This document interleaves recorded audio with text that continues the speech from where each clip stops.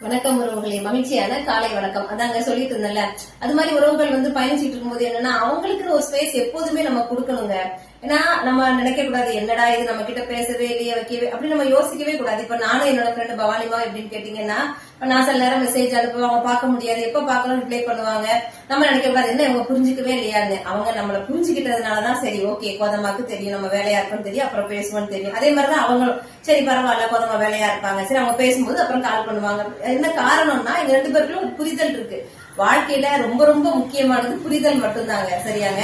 இன்னொரு விஷயம் என்ன, சில பேர் என்ன செய்வாங்கன்னா தனக்கு நடந்த விஷயங்கள் அத்தனையும் தன் கூட இருக்கவங்கிட்ட எல்லா விஷயத்தையும் ஷேர் பண்ணுவாங்க. ஓகேவாங்க. ஆனா அந்த நம்ம கூட பயணிக்கிறத ஒரு எதிர்பார்த்திருக்க மாட்டாங்க, நீங்க இதெல்லாம் என்கிட்ட சொல்லணும் அப்படின்னு சொல்லிட்டு. ஆனா இவங்க எல்லா விஷயமும் ஷேர் பண்ணுவாங்க. அது தப்புன்னு நான் சொல்லல, அது அவங்களுக்கு ஒரு மன திருப்தியை கொடுக்கு. ஆனா அதே விஷயத்த நீங்க அவங்க கிட்ட எதிர்பார்த்துட்டு கிடைக்கலன்னு சொல்லி நீங்க வருத்தப்படக்கூடாது. இத பத்தி நான் பேசுறேன். ஓகேவாங்க. வாழ்க வளமுடன்.